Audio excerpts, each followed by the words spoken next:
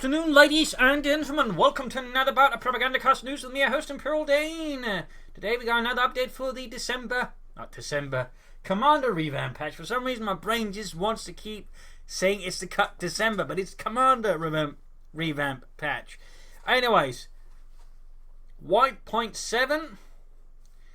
And what do we got here going? We got some changes for a lot of the factions. The USF, the Dodge Truck, gets slightly longer build time, no longer gains shared veterancy, meaning fighting around other units does not help it. On the other hand, it gets slightly lower veterancy requirements. The Thompson upgrade becomes a lot more expensive from 45 to 70 munitions.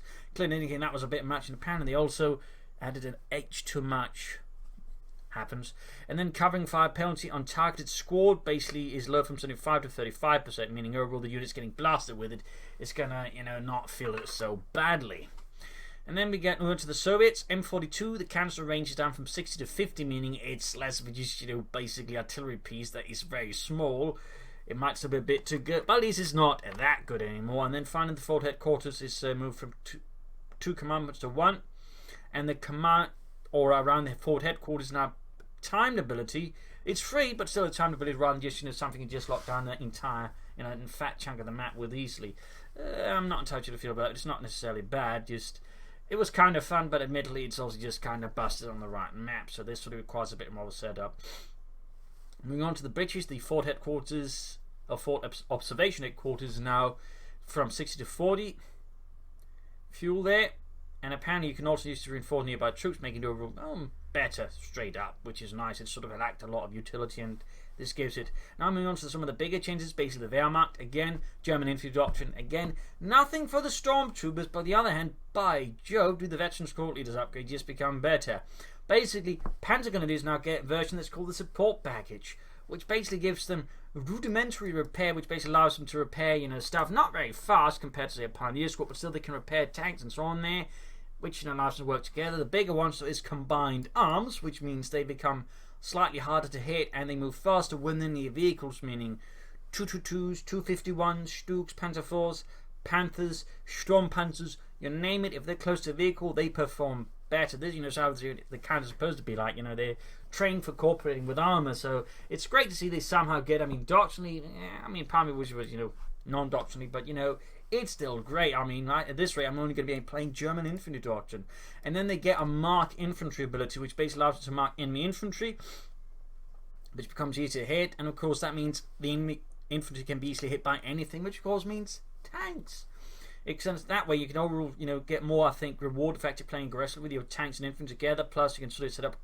There's actually more of an incentive towards combined arms for the Germans, actually, in terms of, mechanically, the game now begins rewarding you more for it, which is great, which is something we've been asking for ages. You can do some pretty neat flanks with this, for example, appear out of nowhere, mark a target, and then have, for example, the tanks, begin obliterating said infantry. You can even use just to make, stuff that isn't necessarily amazing versus infantry bets, like the Stuks, or the half-tracks. Yeah, you're probably not going to make it to make the Ostwind useful, though it could theoretically do it as well. Suddenly, mark a target, have an Ostwind blade lay down fire upon it, suddenly becomes easy to hit, but then again, you might as well then just use your Panzer IV for it.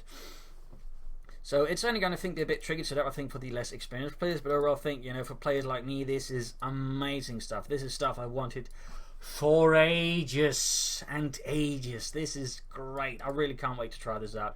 Grenadier Veteran Squad Leader now also grants some bonuses to the Grenadier Squad, slightly reduced weapon cooldown, meaning they shoot faster a bit. Weapon accuracy goes up, so again they hit more. That's both together sort of, pretty nice. And then they become a bit harder to hit as well. 10% received accuracy. That is actually pretty big for a 5-man squad. I think from this could definitely make it very useful. And then finally, if the squad's metal kits now cost nothing, you can basically free for heal using a Grenadier Veteran Squad Leader upgrade there. You can basically just use to heal all the other units. So this is actually just some great utility as well to the Veteran Squad Leader upgrade. In fact, it could possibly become maybe just a bit too good. We'll see. But I'm not be surprised to see some players just spamming a lot of Veteran Grenadiers that way, just, 5-man Grenadier squad for all these bonuses, walling over in. But at the same time, there's also now incentive to just do cool stuff with Panzer Grenadiers. I'm liking it. On top of that, tactical movement gets replaced with assault and hold, which basically increases the accuracy volume by 25% for 45 seconds. That's a big buff. Panzer Grenadiers, Stormtroopers, obviously, Grenadiers, all that, suddenly begin hitting a lot better. Plus, you can capture and decapture stuff much faster during the same period and costs only 70 missions. That's a pretty great ability as well, set up some great flanks, some great pushes.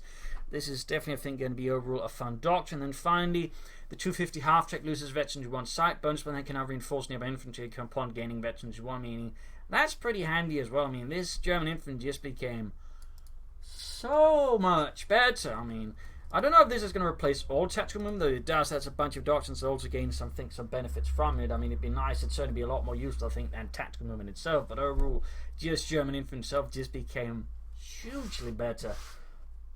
Obviously, not everyone's going to use it because they don't need a big call-in tank. But, you know, for players like me, this is just straight up gold. So I'm definitely looking forward to it. Moving on to defensive doctrine, the concrete bunker now costs no population again. They did revert that one, so nothing changed there. And finally, the Sturmtiegetsnachfertigungswaffe, I can't pronounce it around this, basically gets more range, doesn't become immobile when reloading, just moves really slow. And the veteranary fire bonus now increases the reload speed notably, and it also has lower veterans requirements, but at the same time, you now can only have one Sturmtiger and there's no King Tigers on the field. So, I mean, overall, this basically means it's going to just veterancy up faster, which is great. It's definitely one issue, I think, with a lot of Orbital Command Res stuff. Some of it takes ages. So, I mean, this helps out, and in some ways, it's still going to be nasty, but, you know, it's going to have a bit more utility, so I guess it's overall going to feel less terrible. I mean, overall, again, I'm liking these changes. Again, German infantry really has me happy. I mean, again, the Panzergrenadier one is really just something I wanted for ages in one form or the other. It just never made sense. The Panzergrenadiers, again, you know, mechanized infantry in the German army that focused on all that stuff, you know, combined arms elements, never really got anything for it. Now we get combined arms and marked target, which again, while marked target, of course, can be used separately, also I think really encourages combined arms as well between infantry and tanks. The Panzergrenadiers mark out a target, the tanks just murder it. So this is definitely something I'm overall really looking forward to trying out, and this patch is starting to look pretty good. So there you go. Hope you like this bit of news. Hopefully some of this stuff is also interesting in you, and hopefully you're looking forward to try that as well. This is Imperial signing off to another time with another video. Inform you, of course, of more glorious news. This is Imperial signing off, and see you all. Bye.